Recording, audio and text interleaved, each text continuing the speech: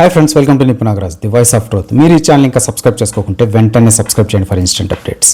ఇక ఈరోజు మా టాపిక్, ఒక్క తమిళ విజయ్ గాథ ఎందరికో ఎన్నో పాఠాలు నేర్పించింది అని అంటున్నారు మన ట్రేడ్ పండితులు. మనకు తెలుసు కదా, విజయం అనేది ఎప్పుడు ఊరకే ఎవరిని వర్ణించదు, దానికి కొన్ని క్వాలిటీస్ కావాలి. ఇప్పుడు తమిళ తలపతి విజయం కూడా కొన్ని లోటుపాట్లను, కొన్ని పాఠాలను తెలియజేస్తుంది మిగతా స్టార్ హీరోస్కి. మనకు తెలిసిందే, మాస్ హీరోలు అవ్వడం అంత ఈజీ కాదు. అలాంటి ఇమేజ్ వచ్చినప్పుడు దాన్ని పదిలంగా కాపాడుకొని పవర్ పొందడానికి మన సౌత్ పీపుల్ ఎప్పుడు సహకరిస్తూనే ఉంటారు. కాకపోతే వీటికి కొన్ని రైట్ క్యాలిక్యులేషన్స్ ఉండాలి. జనాన్ని మరీ గ్రాంటెడ్గా తీసుకునే మైండ్ సెట్ అయితే ఉండకూడదు. ఇక మ్యాటర్లోకి వెళ్తే ముందుగా రజనీకాంతం సార్తో మొదలు పెడదాం. ధైర్యే సాహసే లక్ష్మి అన్నారు మన పెద్దలు. తమిళ సూపర్ స్టార్ రజనీకాంతం సార్ది ఒకప్పుడు మామూలు స్టార్డమ్ కాదు. పడయప్ప, బాబా సినిమాల టైంలో ఆయన స్టార్డమ్ని కొలవడానికి ఏ స్కేలు పనికొచ్చేది కాదు.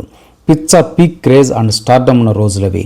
ఆ స్టార్డమ్కి జయలలిత కూడా ఒకానొక టైంలో ఇన్సెక్యూర్గా ఫీల్ అయిందంటే చెప్పచ్చు ఆ క్రేజ్కున్న స్కేల్ ఏ పార్టీతో. అంత స్టార్డమ్ ఉండి, పాలిటిక్స్ పైన మోజు ఉండి కూడా రజనీకాంతం సార్ ధైర్యం చేయలేకపోయాడు. కారణం, ఒకవేళ ఓడిపోతే ఎలా అనే నెగిటివ్ థాట్. అలా మీనమేషాలు లెక్క పెడుతూ వృద్ధాప్యంలోకి వచ్చాక ఫ్యాన్స్ బలవంతం పెడితే మొన్న మధ్య పార్టీ పెట్టి పోటీ చేయకుండానే వైండప్ కూడా చేసేశాడు. చెప్పాలంటే ఇప్పుడు విజయ్ స్టార్డమ్కి 10ంతల స్టార్డమ్ ఆ రోజుల్లో రజనీకాంతం సార్కి ఉండేది. ధైర్యం చేసి ఉంటే, అడుగేసి ఉంటే ద్రవిడ పార్టీలు ఆనాడే పటాపంచులైపోయేవి. ఇక నెక్స్ట్ చెప్పుకోవాల్సింది మెగాస్టార్ చిరంజీవి గురించి. టైమింగ్, ప్లానింగ్, ఫ్యాన్స్ని నమ్మకపోవడం. ఠాగూర్ డేస్లో ఈయన స్టార్డమ్ చూస్తే పిచ్చలు ప్యాక్ అయ్యేవి ఎవరికైనా. ఎక్కడ పేరు వినబడ్డాదో టైప్ ఆఫ్ యుఫోరియా ఫ్యాన్స్కి పూనకం. కానీ అదేంటో 2004 కాకుండా బ్యాడ్ టైమింగ్ 2009ని చూస్ చేసుకున్నాడు చిరు. పొలిటికల్ వ్యాక్యూమ్ మెండుగా ఉన్న 2004లో ఎంట్రీ ఇచ్చి ఉంటే కథ వేరేలా ఉండేది. వైఎస్ఆర్కి అసలు హిస్టరీ ఉండేది కాదు అనేది నిర్వివాదాంశం. అయినా మించిపోయింది లేదు. 2009 టైంలో కాంగ్రెస్, టీడీపీ స్ట్రాంగ్గా ఉన్నప్పటికీ చిరు క్రాక్ చేసేవాడే. కానీ సరైన ప్లానింగ్ లేదు. చిరు 2 బలమైన పార్టీలతో పోటీపడి 16% ఓట్ షేర్ తెచ్చుకొని 18 సీట్లు తెచ్చుకున్నాడు. అదే గ్రేట్ అచీవ్మెంట్ అని అనుకోవచ్చు. ఒక్కసారి విజయ్ని చూడండి.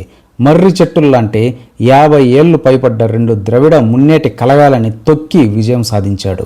ఈ లెక్కన చిరుకి ఇంకా ఈజీ జాబ్ అయ్యుండేది. కానీ ప్రాబ్లం అంతా ఆయన ఫ్యాన్స్ని నమ్మకపోవడం. బయట నుంచి వచ్చిన పార్టీ నేతలకు పార్టీ టికెట్స్ ఇవ్వడం, వాళ్ళేమో 80% కోవర్టులే కావడం. విజయ్ని చూడండి, తన ఫ్యాన్స్ని నమ్మాడు, టికెట్స్ ఇచ్చుకుంటూ వెళ్ళాడు. తన కార్ డ్రైవర్ కొడుక్కి కూడా టికెట్ ఇచ్చాడు. వాళ్ళు సెల్ఫ్ క్యాంపెయిన్స్ చేసుకున్నారు. దాదాపు అందరూ గెలిచేశారు. చెప్పాలంటే విజయ్ ఎక్కడ సరిగ్గా క్యాంపెయినింగ్ కూడా చేయలేదు. కానీ అప్పట్లో చిరు స్టేట్ వైడ్ రోడ్ షోస్ కూడా చేశాడు. ఇక పుల్ ఎలా ఉండేదో ఒక్కసారి ఆలోచించండి, సరైన క్యాండిడేట్స్ని పెట్టుకొని ఉంటే. తన రాజకీయాల్లో వేళ్లు పెడుతున్నాడని విజయ్ తన తండ్రికే లాయర్ నోటీసులు పంపాడు. కానీ చిరు గుడ్డిగా తన బామ్మర్దిని నమ్మి పార్టీ బాధ్యతలు అప్పగించి రోడ్ షోకి వెళ్ళాడు. ఆ మహానుభావుడు పార్టీని ఎర్రగడ్డ సండే మార్కెటింగ్ చేసి పడేశాడు ఎలక్షన్స్ వచ్చేలోపు. ఓటమికి ఇవే కారణాలు, వైఎస్ఆర్ కాదు, సిబిఎన్ కాదు. ఇక నెక్స్ట్ పవన్ కళ్యాణ్ విషయానికి వస్తే క్రెడిబిలిటీ. పవన్ కళ్యాణ్కి, విజయ్కి దాదాపు ఒకేలాగా వ్యక్తిగత జీవితాల్లో రిమార్క్స్ ఉన్నాయి. కానీ విజయ్ 10 ఏళ్ల నుంచే పొలిటికల్ టార్గెట్స్ పెట్టుకొని దానికి తగ్గట్టు స్టార్డమ్ని ఇంప్రూవ్ చేసుకోవడానికి వరుసగా బ్లాక్ బస్టర్ సినిమాలు చేసుకుంటూ తమిళనాడులో తానే యునానిమస్ టాప్ స్టార్ అని నిరూపించుకున్నాడు. తానే ఫ్యూచర్ పొలిటికల్ ఆల్టర్నేటివ్ అని హింట్స్ ఇస్తూ గ్రౌండ్ ప్రిపేర్ చేసుకుంటూ వచ్చాడు. 2 పార్టీలకు సమ దూరం పాటిస్తూ వచ్చాడు. ఏదేమైనా నేను మీకు ప్రత్యామ్నాయం అనే చెప్తూ వచ్చాడు. చెప్పినట్టే విడిగా పోటీ చేసి 2 పెద్ద పార్టీలను ఒంగోబెట్టేశాడు. కానీ పవన్ కళ్యాణ్కి అంత క్రేజ్ ఉండి కూడా 2014లో పార్టీ పెట్టి కనీసం పోటీ కూడా చేయకముందే అన్కండిషనల్గా టీడీపీకి సపోర్ట్ చేసేశాడు. తర్వాత టీడీపీ అధ్వాన్న పాలన తాలూకు మకిలి తన నెత్తిని రుద్దుకోవాల్సి వచ్చింది. ఎందుకంటే సపోర్ట్ చేసిన పాపానికి. 2019లో సోలోగా పోటీ చేసినా కూడా అంత డిజాస్టర్స్ రిజల్ట్స్ రావడానికి అదే ప్రధాన కారణం. తనని జనం ఒక ప్రత్యామ్నాయంగా చూడలేదు, టీడీపీ పర్సన్గానే చూస్తూ వచ్చారు. అందుకే అన్ని ఆర్థిక నేరాల కేసులు ఉన్న జగన్కి బంపర్ మెజార్టీ ఇచ్చారే కానీ పవన్ కళ్యాణ్ని మాత్రం గెలిపించలేదు. 2014లో కంటెస్ట్ చేసే ఇంట్రెస్టే లేకుంటే సైలెంట్గా ఉండి విజయ్లా గ్రౌండ్ ప్రిపేర్ చేసుకొని తన సినిమాలతో జనానికి చేరువయ్యి 2019లో ఫుల్ ఫోర్స్తో వచ్చుంటే అన్నీ తన ఫ్యాన్సే చూసుకునేవాళ్ళు. కానీ అలా జరగలేదు. ప్లానింగ్ లేదు, నేనే ప్రత్యామ్నాయం అని ఎక్కడా జనానికి చెప్పింది కూడా లేదు. ఇక చిన్న ఎన్టీఆర్ విషయానికి వస్తే ధైర్యము లేదు, క్రెడిబిలిటీ కూడా లేదు. కానీ పాలిటిక్స్లో చక్రాలు తిప్పేయాలి అనే కోరిక అయితే మెండుగా ఉంది. అది ఎలా అవుద్ది మరి? 2009లో చిరు పాలిటిక్స్లోకి వచ్చాడని తాను కూడా ఆర్భాటంగా తన తాత పార్టీ కోసం దాదాపు 90 నియోజకవర్గాల్లో క్యాంపెయినింగ్ చేశాడు. కాకపోతే చిన్న ఎన్టీఆర్ ప్రచారం చేసిన అన్ని స్థానాల్లో టీడీపీ ఓడిపోయింది కామెడీగా. ఇక్కడే క్యాడర్ ట్రస్ట్ పోగొట్టుకున్నాడు చిన్న ఎన్టీఆర్. ఇక తర్వాత సైలెంట్గా ఉండకుండా తండ్రి హరికృష్ణతో కలిసి టీడీపీలో కృష్ణా జిల్లా రాజకీయ చిచ్చు పెట్టాలని చూసి పార్టీ నుంచి బయటకు పంపించడానికి చంద్రబాబుకి జుట్టు అందించాడు.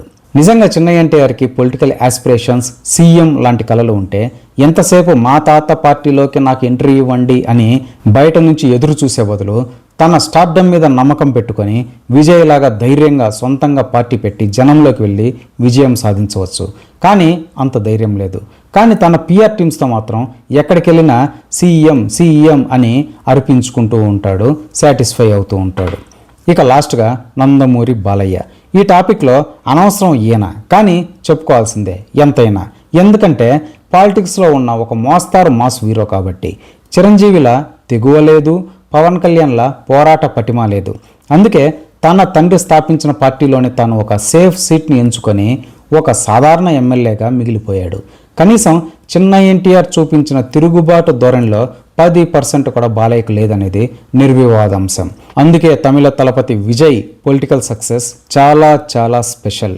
ప్రత్యర్థులు ఎంత బలమైన వాళ్ళు అని లెక్క చేయని ధైర్యం ఉంది. తన అరంగేట్రానికి గ్రౌండ్ ఎలా ప్రిపేర్ చేసుకోవాలో ప్లానింగ్ ఉంది. క్యాడర్ లేని తన పార్టీకి ఫ్యాన్సే జవసత్వాలు అని నమ్మిన కమిట్మెంట్ ఉంది. తాతల పార్టీలతో కాదు, తానే ఒక చరిత్ర అవ్వాలనే కసి ఉంది. అందుకే విజయం వరించింది. ఇది ఫ్లూక్ విక్టరీ అయితే ఎంత మాత్రమూ కాదని వాదిస్తున్నారు మన ట్రేడ్ పండితులు. ఇదే ఫ్రెండ్స్ ఈరోజు టాపిక్. ఇలాంటి లేటెస్ట్ అండ్ ఇంట్రెస్టింగ్ టాపిక్స్ కోసం please subscribe to Nipu Nagaraj, the voice of truth, and please like, share and comment this video with your valuable opinion. See you again.